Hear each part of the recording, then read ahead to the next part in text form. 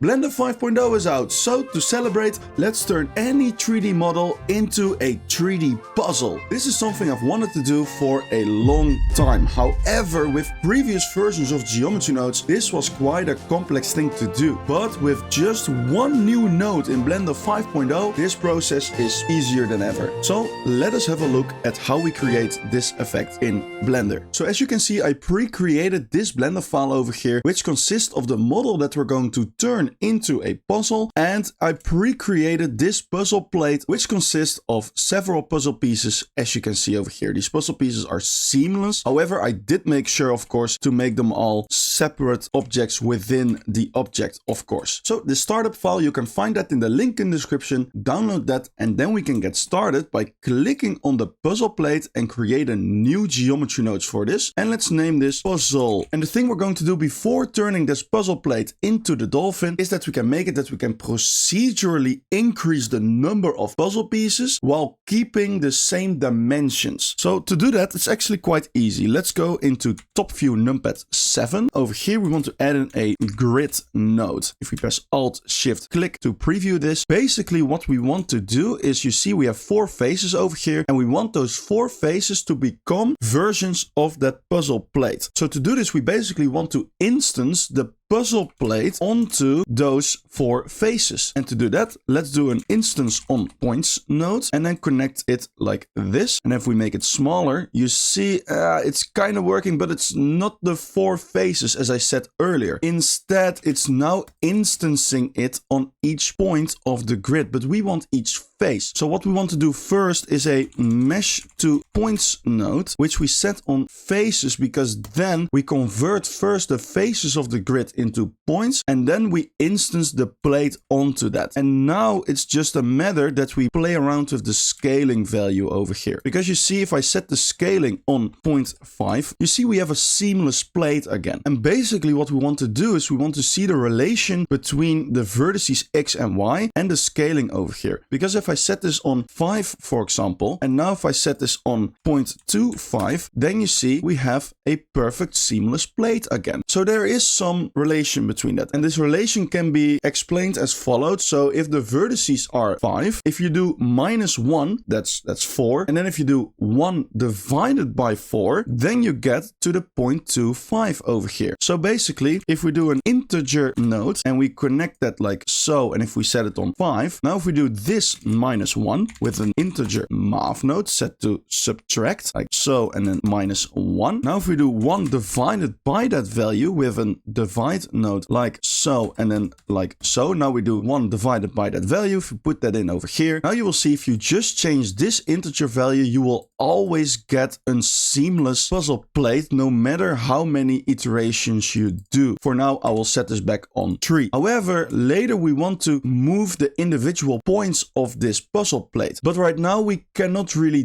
do that because these puzzle plates are now instances and not real geometry. So what we want to do is an realize instances node, and now we actually have access to the individual points of the mesh. So now that we have this system ready, let me explain to you how we will actually turn this puzzle plate into the dolphin. And the key thing that we're going to use for this is the UV map of the dolphin. Because the first thing that we want to do is map the mesh of the dolphin according to its own UV map on top of the puzzle plate. Then we will give the dolphin mesh a bit of thickness, and then with this thicker mesh we can cut out the silhouette of the dolphin in the puzzle plate. And then the last step is to transform the location of the individual vertices of the puzzle pieces to match the original shape of the dolphin. So I hope that makes sense. If it did not, it will make sense in a moment. First thing that we want to do is map the dolphin above the puzzle plate. And that we're going to do by, of course, first importing the dolphin into geometry nodes. So let's go over here and let's drag in the dolphin into geometry nodes. So let's make it that we can see this dolphin and the puzzle plate at the same time with a join geometry nodes. Let's put that like this. So to transform this dolphin into its own UV map, let's actually first have a look at what that UV map looks like by going into the UV editor. Then if we click on this dolphin, you see, okay, there is the dolphin UV map. So this is the result that we want to have for this mesh. However, you see when I click over here, the geometry nodes is gone. If you don't want that, then go back into the geometry nodes and click over here on this pin icon. Then it doesn't go away. Okay, so to transform this dolphin into this mesh, we can go back into geometry nodes and do a set position node and then also a named attribute node. And with this named attribute, we can actually call the UV map of that dolphin. So if we put that over here, then you see that kind of already starts working, especially if we go into wireframe mode. Then you see, yeah, there is already the shape of the UV map, but there are still some things in between that are not really going that well. The reason for this is because, yes, it is positioning it on the right UV coordinates. However, it's not splitting the mesh on the seams, so to say. So it's still one complete thing. But we want to cut this mesh in pieces where the seams of the UV map are. So let me turn off the set position node for now. And let's first cut the mesh in those pieces. And we're going to do that with a split edges node. And now with this selection, we're going to do something really cool, because in previous Blender versions, we had to use a lot of nodes to actually determine where the seams of the UV map are. However, in Blender 5.0, the Blender developers created a lot of presetted systems, which they call the Essential Library. And one of those systems is the UV split node. And you see, this has kind of a different visualization than the other nodes. That's because this is basically a node group. So if you press tab, you can go into it and see what it looks like. And you see, okay, if we had to do this all manually, we had to create all these nodes to actually determine which edges are the seams of this mesh. So this is a very nice thing to have. If we put the UV split into the selection, and it also calls for a UV map, of course. So let's take this named attribute, Shift D it over here, and want to use this UV map. Now you see nothing is really happening. Well, the thing is, something is happening, but we just don't see it. So to make it visual, let's do a scale elements node right over here. And now if you scale this, then you will see it is cutting it along the seams of the UV map, which I think is amazing. So now if we turn on the set position again, then you see it is working perfectly fine and we have the exact UV map right over there. However, the UV map is over here and it's not on top of the puzzle pieces, right? But we want that because otherwise the entire system is not going to work. So we're just going to shift the puzzle pieces. So if we do a set position node right over there, we can just set the X and Y on 0.5 and then it works perfectly fine. However, I also told you that I want the dolphin mesh to be floating above the puzzle pieces. So in this set position node, we can just put the Z axis a little bit up like so that it is floating above it. So now that we have this, the next thing that we want to do is give the dolphin mesh thickness so that it goes through the puzzle pieces. So if we do an extrude mesh node, then you see that's a bit too much. Well, first of all, let's turn off individuals so that it's just doing the entire mesh. And then let's set this on a small negative number like minus 0.03. And then you see it goes through it. Let's make it maybe a little bit more like 0.04. That's perfect. And now we want to cut the silhouette of the dolphin into the puzzle pieces. And that we're going to do with a Boolean operation. So if we do a mesh Boolean node and then set the extrude mesh as mesh 2 and then the puzzle pieces as mesh 1, then you see we're getting this. However, yeah, that is not really what we want. It's like reversed, right? We want to have the inside and not the outside. So at the moment, this mesh Boolean is on difference, but we want it to be on intersect. And then if we again connect the realized instances like so, then you see we have the silhouette of the dolphin. However, I now remember that I forgot one thing, which is over here, you see that the eyes of the dolphin are glitching a little bit. So if we take a look at the extrude mesh node, then you see, yeah, it's a bit of a mess over here. If we go into side view, you see that not all of the lines are going straight down, but we want that, otherwise it's going to be quite a mess. So in the extrude mesh node, you want to do a vector node, which you set on 1 and then put it into the offset. And then we literally force it to go down on the Z axis. Then you will see it works a lot better as well over here. However, you do see there is a puzzle piece missing over here. And the simplest reason for that is that the puzzle plate stops over there. So basically what we want to do is in the scale elements node, let's set the scaling on like 0.9 so that everything fits within the puzzle pieces. Good, now that we have this, let's organize it a little bit better. So let's put this one over here and this one over there. Then we have a little bit more space. So now that we have the perfect silhouette of the puzzle pieces and the dolphin, I think it's time to actually transform this into the shape of the original dolphin. So to do this, I'm actually going to join join geometry this one and this one so that we can see both the original dolphin and the puzzle. So basically what we want to do is we want to determine what is the closest point from here to here, and then we want to transfer from that closest point, we want to transfer the original position of the dolphin from here to here, and that way we create the original dolphin. So to determine what is the closest point from here to here, we can do a sample nearest surface node. We want to get the nearest surface of this mesh, so we connect the scale elements node with the sample nearest surface node, and the thing we want to sample from this mesh is the original position that it had over here. However, at the moment we don't really have that position, because if we put a position node and we set this on vector and put it like this, then we are storing this, literally this position, and not the original position that it had. So we want to store that position earlier in geometry nodes. So if we go between the object info node and the split edges node and we do a store named attribute, which we of course set on vector, and we do a position node right over here, then we can name this attribute OG_pos. And then to use this OG_pos over here, we can do a named attribute node. Let's set it on OG_pos and let's connect it like this. And now before we apply this OG_pos, we're going to delete this join geometry nodes, and we're going to do a set position node right over here, and then Alt-Shift click on it. And then if we place this OG_pos value over here, then you see we recreate the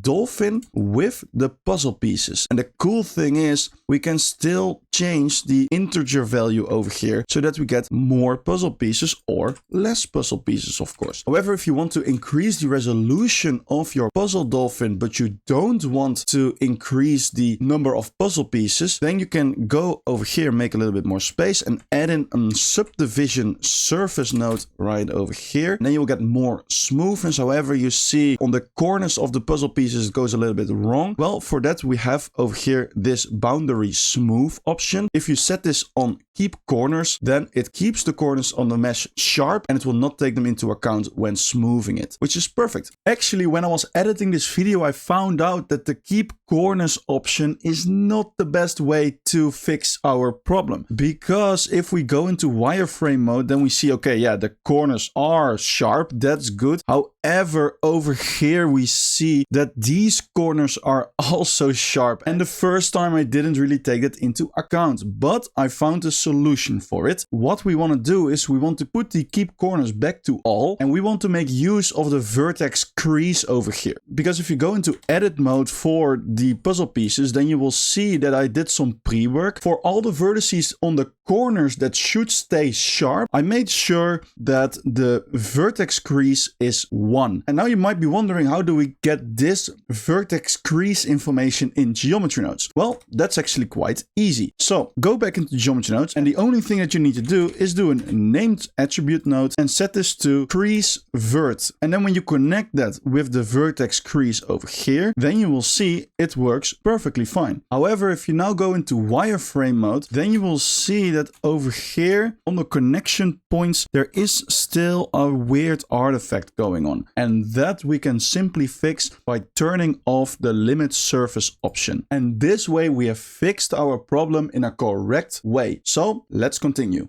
So now that looks good. Let's also do a set shade smooth node right over there so that it all looks a bit more smooth. So now that we've recreated the shape of the dolphin with the puzzle pieces, the next thing that we're going to do is to actually make the materials work too. Because you see, we have materials on this dolphin, but over here, yeah, it is not really working yet. However, before we continue, I want to talk to you about something else, because I can completely understand if you're looking at these nodes that you're thinking, oh my god, what is all of this? How am I ever going to learn all these nodes? I wish there was just some place in which I can just learn every single node in geometry nodes in a very easy and chill way. Well, then I have good news for you, because I released the Big Notebook. It's a book that explains every single node in geometry nodes in a very easy and chill way. And the book starts from the very basics of geometry nodes and slowly progresses towards more advanced techniques. The book is available on my Gumroad, and it has been fully upgraded to Blender 5.0 2.0, so every new node has been added in. And if you use the code puzzle, you will get 25% off of your purchase. So if you want to expand your knowledge in geometry nodes, I recommend getting this book today. And with that being said, let's continue the tutorial. So the first step that we want to take to transfer this material over to this one is to do a set material node in geometry nodes, and then to do material Dolphin material. And also to make the process go a little bit smoother, I'm going to turn off this subdivision surface node. However, then you see, yeah,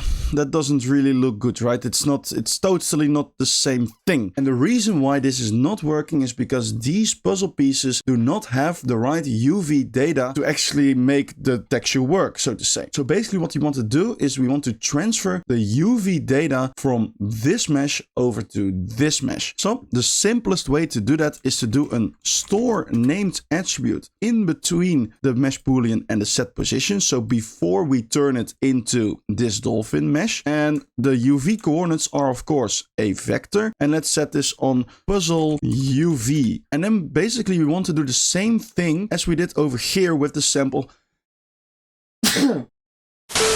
And then basically we want to do the same thing as we did over here with the sample nearest surface. But then instead of the OG pos, we want to use the UV map. So if we do sample nearest surface right over there, and we connect the scale elements node, and if we also shift D this named attribute node with the UV map in it and connect it like this, and then if we connect it like so, and then now the puzzle pieces have the right UV coordinates. However, you don't see it yet because this puzzle UV is not implemented in the material of this Dolphin material. So to actually do that, let's go over here into the shader editor, and let's click on the puzzle Dolphin, and let's click over here to hard assign the Dolphin material to this mesh. And let's click on this tree over here, and let's make a new version of it to make this Dolphin material puzzle. And then of course in the set material node, we have to change the Dolphin material to Dolphin material puzzle. You see this material consists of two image textures, and these image textures are by default controlled by the original UV map, but we want it to be controlled by this puzzle UV attribute. So if we do an attribute node, which we set on puzzle UV, then we can put the vector into both image textures. And then you see it's the exact same thing. Of course, the geometry is not the exact same thing, but later when you increase the subdivisions, that should look way better. Okay, cool. We got quite close, to be honest, to replicating the Dolphin with puzzle pieces. For now, I think it would be cool if we can also animate the puzzle pieces going out, so to say, because yeah, if you just have it static like this, like, yeah, what's the point of making it a puzzle then? So we're going to animate this, and to animate this, we're first going to do a set position node, and let's do a normal node. And with this normal node, we want to push the puzzle pieces out of it with the normal of that puzzle piece. So if we put the normal into the offset, then you see that goes a little bit crazy. The reason for this is because this is way too strong at the moment. So let's do a vector math node. Let's set this on scale, and let's scale this down a lot to like, yeah, not like this of course, but let's set this on like 0.01, something like that. But you see, if I make it a positive number, you see that it goes to the inside and not to the outside. But I think it's a little bit easier if it goes to the outside. So basically the normals of these faces are now going inwards, but we want it to go outwards. So we basically want to flip the faces. So if we do a flip faces node right over there, then you see it goes out of it, and that looks a lot better. However, you also see when we scale it that the puzzle pieces are expanding a bit. They are scaling up, but that's not what we want. We want that the puzzle pieces are only moving and not scaling. Basically, this set position node is now taking the normal of each individual vertices of the puzzle piece. But we want that it takes for every puzzle piece, it should take the average normal of all the vertices on that puzzle piece. And that we can do with also a relatively new node. So we do a field average node, which we set on vector. And then if we put that in over here, now it's taking the normal of the entire thing and not of each individual puzzle piece. But for that, we have this group ID node. So if we do a mesh island node, so with this island index node, we know what is a separate piece of mesh, so to say. So if we then put that into here, then then you see it is scaling up like a realistic puzzle piece, which is amazing. However, of course, we don't want that all the puzzle pieces are going in and out like this. We want to select the specific puzzle pieces that will be moving out of the mesh, and that we're going to do with proximity. So first of all, let's add in an empty plane axis. Let's scale that a bit and move it up, and let's move that like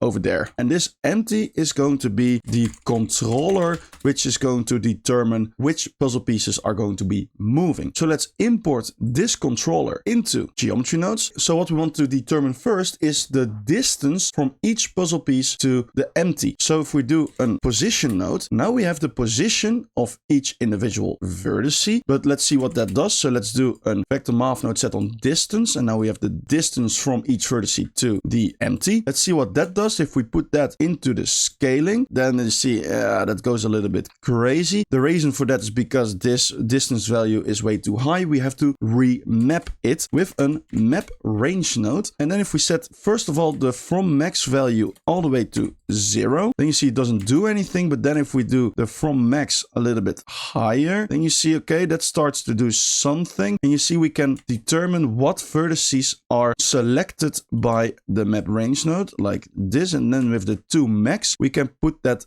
down like so. But then you see, yeah, the puzzle pieces are deforming again. So what we need to do is basically the same thing as we did over here. We want to take the average position instead of the normal this time. So if we take this field average node and we shift D it right over there, and we also put the island index into that, then you see we have created a perfect system to move the puzzle pieces out of it. And let's set this one on 0.1, and let's set this one on 0.2, so that we have really cool results. You can play around with these values, of course, it doesn't really matter. Just change these values to what fit your need, of course. Another cool thing for the animation part is that we can give each puzzle piece a random rotation, which will make it look a lot more organic, so to say. So we're going to do that with this same set position node. And what we want is to do a position node, set that over here, and basically we want to rotate this position. I'm going to make a little bit more space like so and like so. And then if we do a vector rotate node and we set this on Euler, now with this we can basically rotate the entire thing, but we want to be able to rotate each individual puzzle piece. So basically if we do a random value node, which we set on vector, and the min value we set on minus pi, and we set it on pi so that it is a random value between the entire circle, so to say, and then put this value into the rotation, then you see that goes crazy because we're now giving each individual vertice a random value. But as you can see, this random value node has an ID socket. So we can just put this island index node into the ID, and then you see they all get a random rotation. But you also see that the rotation is oriented around this middle point, and that we see over here. But we want that the rotation is around the mean position of each puzzle piece. And if you remember from earlier, we can get that average position with this field average node. So if we take this field average node, shift D it right over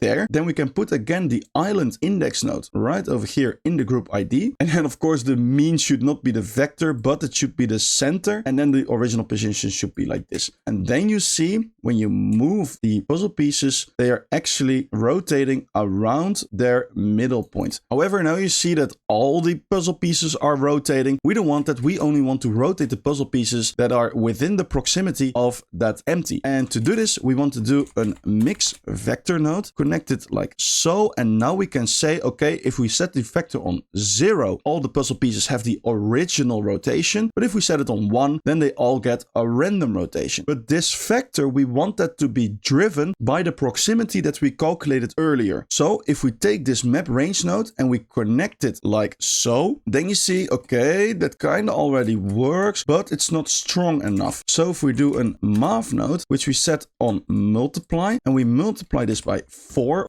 then you will see you're getting this really cool effect. However, when I move it, you will see that it's sometimes also glitching a little bit. And the reason for the glitching is because sometimes it just randomly assigns a new random value to the puzzle pieces. And the reason why that is happening is because of this mesh boolean node. Because because for some reason when we modify the mesh, sometimes the mesh boolean node decides to assign a new ID to the mesh. And I'm not really sure why that is, but a simple way to fix this is to bake the state of the mesh as it is after the flip faces node. So if we do a bake node right over there, connect it like so and connect it like so. Now if we do bake, then you will see it is not doing that at all. And you will also see that it goes a lot more fluent because it doesn't need to calculate everything that comes before it, which is amazing. And since this works so well, we can actually turn on the subdivision surface node and bake it again. And then you will see it is very smooth, the mesh, and it is working in a perfect way, as you can see. And now the last thing that I want to do in geometry nodes is to give the puzzle pieces a little bit of thickness so that they actually look 3D, of course. And that we're going to do all the way in the end over here. So if we do an extrude mesh node and we turn off individual, of course, and we set the offset on like 0.02, then you see, okay, that looks good. However, when you extrude it like this, then you see it's not really that seamless anymore. And that's because it's now extruding it to the outside. But if we extrude it to the inside, like minus 0.01, for example, then you see, okay, that looks like this. But then you see, okay, all the puzzle pieces look hollow. To fix this, we can just join this output with this output. So if you do Control Shift right click these nodes, then you see that is fixed. And let's make this actually a little bit smaller, like minus 0.005.